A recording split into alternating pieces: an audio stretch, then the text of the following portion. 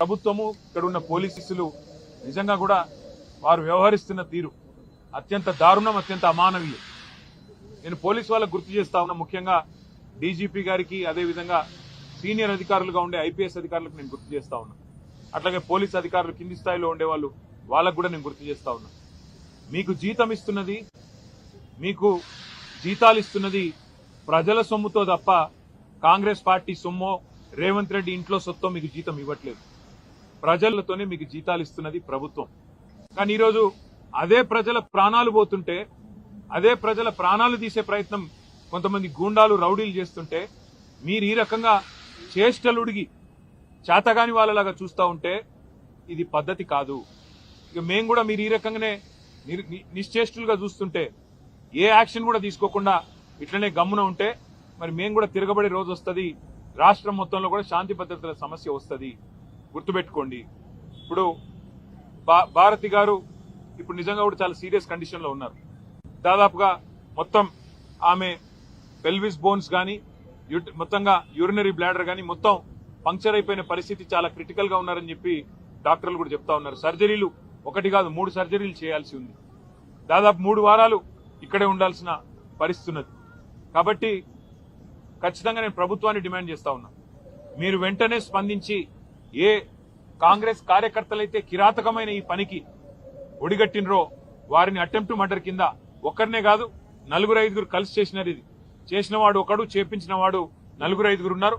అందరినీ attempt murder కింద book చేయాలి, ఖచ్చితంగా కఠినంగా శిక్షించాలని డిమాండ్ చేస్తా ఉన్నాం. రెండవది, ఆ కుటుంబం ఇవాళ నష్టపోయి మొత్తం పిల్లా పాపతో సహా ఇవాళ హాస్పిటల్ ముందు దాదాపు 4 రోజులు ఇక్కడ ఉండే పరిస్థితి ఉన్నది. మొత్తం వైద్యానికి సంబంధించి మరి పార్టీ పరంగా మేము చూసుకుంటాము, కానీ ప్రభుత్వం కూడా ఆ కుటుంబానికి ఖచ్చితంగా సహాయం చేయాలి, నష్టపరిహారం ఇవ్వాలని చెప్పి కూడా మేము డిమాండ్ చేస్తా ఉన్నాం.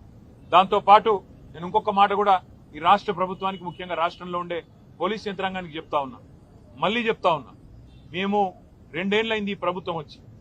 మొన్న నల్లగొండ జిల్లాలో ఏ రకంగా దుర్మార్గంగా ఈ ప్రభుత్వం, ఈ పార్టీ, కాంగ్రెస్ పార్టీ వ్యవహారం చేసిందో, మా మల్లయ్య యాదవ్ గారిని అక్కడ మర్డర్ చేసి, మొదటి విడత పోలింగ్ కంటే ముందే మర్డర్ చేయడం జరిగింది.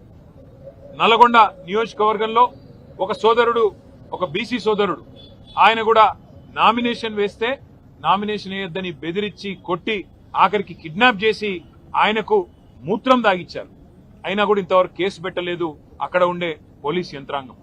ఈ రకమైన అరాచకాలు ఏవైతే ఇవాళ రాష్ట్ర వ్యాప్తంగా జరుగుతున్నాయో, ఇటు కామారెడ్డి జిల్లా ఎల్లారెడ్డిలో గాని, అక్కడ సూర్యాపేట జిల్లాలో గాని, నల్లగొండ జిల్లాలో గాని, ఇవన్నీ కూడా గుర్తు పెట్టుకుంటున్నాము. ఇవన్నీ కూడా ప్రజలు కూడా గమనిస్తా ఉన్నారు. పోలీస్ యంత్రాంగాన్ని నేను మళ్లీ కోరుతున్నా, ఇప్పటికైనా స్పందించండి, మీ డ్యూటీ చేయండి. ఒకవేళ మీరు చేయని పక్షంలో మరి మేమే డ్యూటీ చేయాల్సి వస్తుంది. తప్పకుండా శాంతి భద్రతల సమస్య వస్తుంది.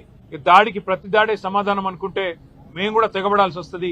తిరగబడ్డప్పుడు మరి మీకే ఇబ్బంది అవుతుంది, గుర్తుపెట్టుకోమని చెప్పి కూడా కోరుతూ, రాష్ట్ర ప్రభుత్వాన్ని మళ్ళొకసారి నేను చెప్తా ఉన్నా, మరి రేపు మళ్లీ ఇంకో దశ ఎన్నికలు ఉన్నాయి. ఈ రకంగా ఆవేశాలకు లోనయ్యే విధంగా మీ కార్యకర్తలను మీరు ఏదైతే రెచ్చగొడుతున్నారో ముఖ్యమంత్రి గారు మీ భాషతో ఇష్టం వచ్చినట్టు మాట్లాడుతూ, నోటికొచ్చిన దూషణలు మాట్లాడుతూ, ఇది మంచిది కాదు ప్రజాస్వామ్యంలో. ఇకనైనా సవరించుకోండి, లేకపోతే జరగబోయే పరిణామాలకు మీరే బాధ్యత వహించాల్సి ఉంటుందని చెబుతూ, భారతి గారి కుటుంబానికి, అదేవిధంగా గాయపడ్డ మిగతా కుటుంబాలకు కూడా వైద్య ఖర్చులు మొత్తం పార్టీ నుండే మేమే భరిస్తాము.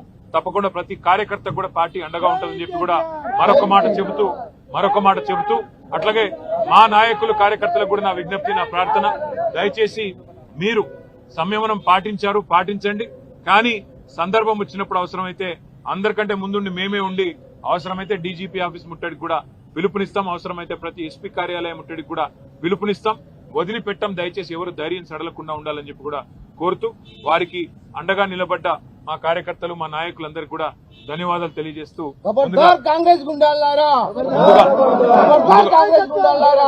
ముందుగా వారి ప్రాణాలు కాపాడుకోవడం మీద దృష్టి పెట్టుకుందాం. ఆ తర్వాత మిగతా కార్యక్రమాలు చేద్దాం. తప్పకుండా ఎస్పీ గారితో, డీజీపీ గారితో, అందరితో కూడా పార్టీ డెలిగేషన్ పోయి మాట్లాడుతుంది. ఒక్కరు కూడా ఇందులో మిగలకుండా ఎవరెవరైతే దాడి చేసినారో అందరూ అరెస్ట్ అయ్యేదాకా, అందరికి శిక్ష పడేదాకా వదిలిపెట్టం, న్యాయ పోరాటం కూడా చేస్తామని చెప్పి కూడా తెలియజేస్తూ మీకు ధన్యవాదాలు.